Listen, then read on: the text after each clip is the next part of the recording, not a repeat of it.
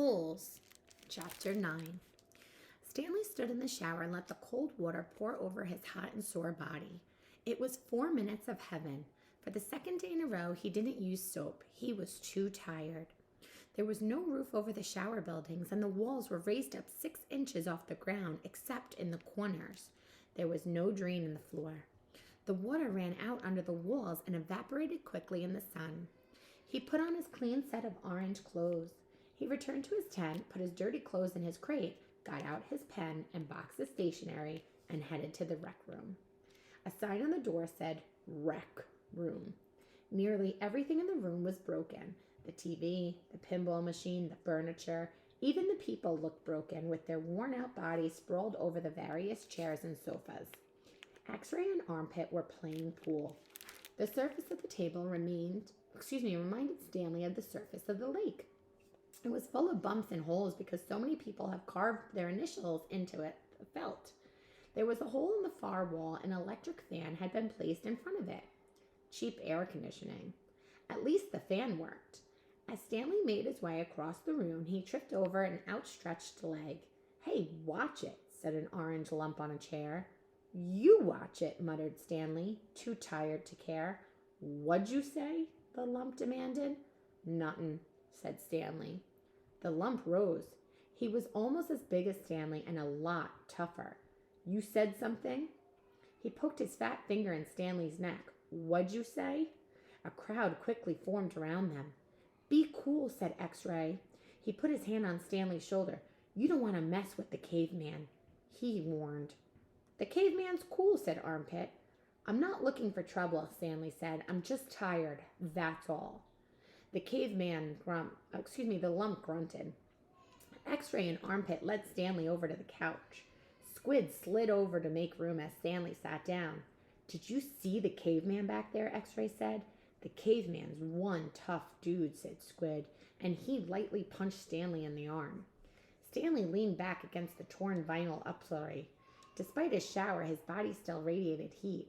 "I wasn't trying to start anything," he said. The last thing he wanted to do after killing himself all day on the lake was to get in a fight with a boy called the Caveman. He was glad X-Ray and Armpit had come to his rescue.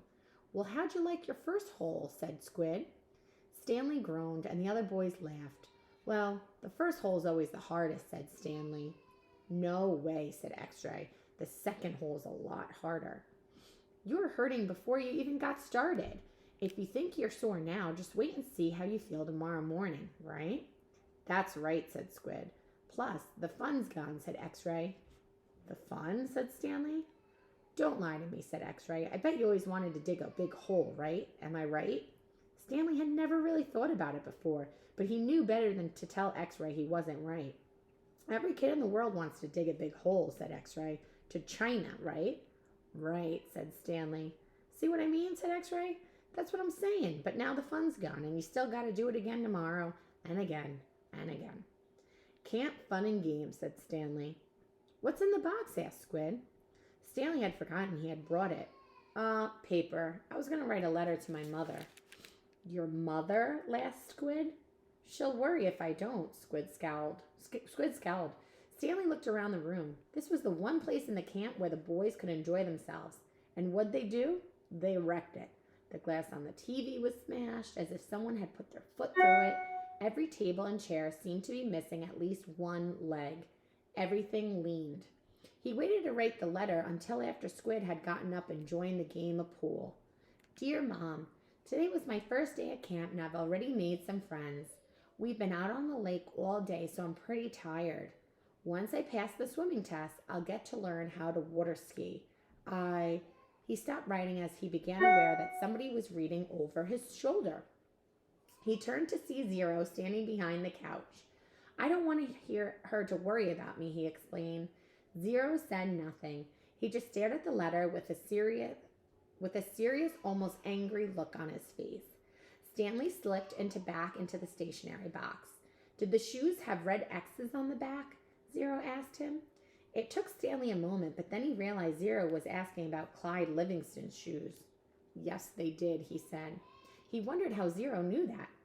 Brand X was a popular brand of sneakers. Maybe Clyde Livingston made a commercial for them. Zero stared at him for a moment with the same intensity with which he has been staring at the letter. Stanley poked his finger through a hole in the vinyl couch and pulled out some of the stuffing. He wasn't aware of what he was doing. "Come on, Caveman, dinner," said Armpit. "You coming, Caveman?" said Squid. Stanley looked around to see that Armpit and Squid were talking to him. Sure," he said. He put the piece of stationery back in the box, then got up and followed the boys out to the tables.